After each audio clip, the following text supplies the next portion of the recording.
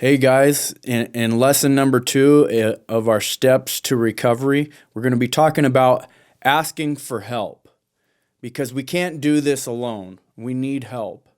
And if you've been struggling with addiction, we've had this void that we've been trying to fill, and we've been trying to fill it with alcohol, drugs, or a physical or an emotional substitute. And when we do that, that only deepens our need and it prolongs our recovery and us trying to get better.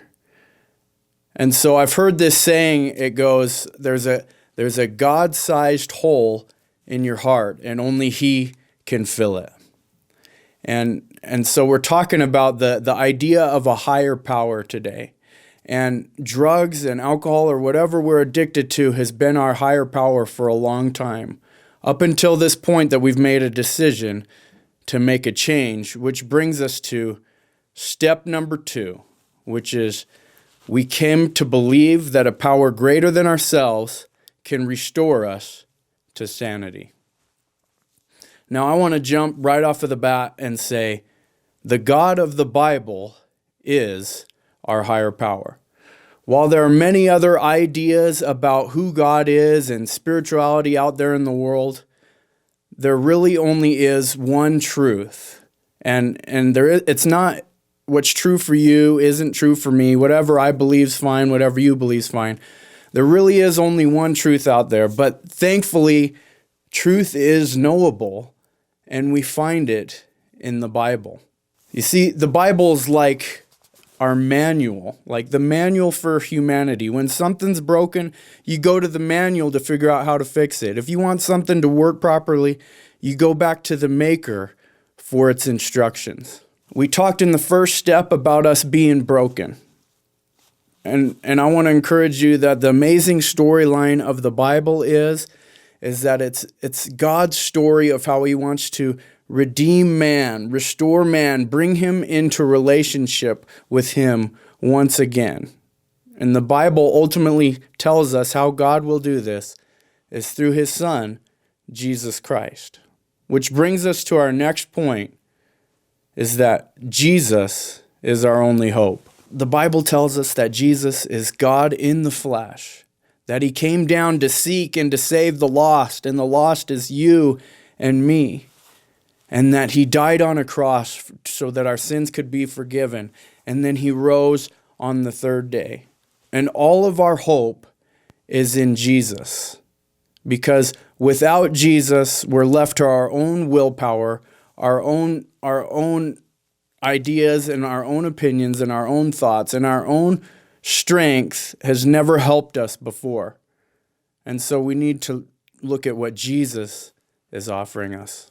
One reason we can trust Jesus to help us through our addiction is that He too was tempted with everything we have been tempted with. Look at what Hebrews 4:14 says.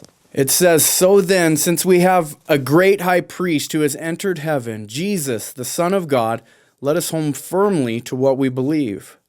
This high priest of ours understands our weaknesses, for he faced all the same temptings we do, yet without sin. So let us come boldly to the throne of our gracious God. There we will receive His mercy, and we will find grace to help us when we need it most." You see, Jesus became a man and was tempted with everything we were tempted with. He faced the same struggles, the same pain and hurt that man has struggled with. And so He knows what we're going through. But then Jesus comes and He offers us something. He offers us a freedom from our misery and to show us humility. Let me show you what it says, what He said in Matthew 11:28. "Come to me, all of you who are weary and carry heavy burdens, and I will give you rest. Take my yoke upon you, let me teach you, because I am humble and gentle at heart, and you will find rest for your souls. For my yoke is easy to bear, and the burden I give you is light."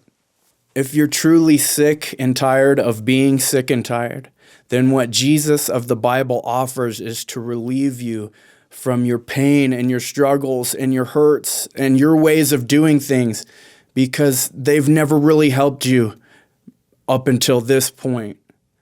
And what he's trying to say here is be humble, follow me, let me teach you. I believe that humility is being teachable.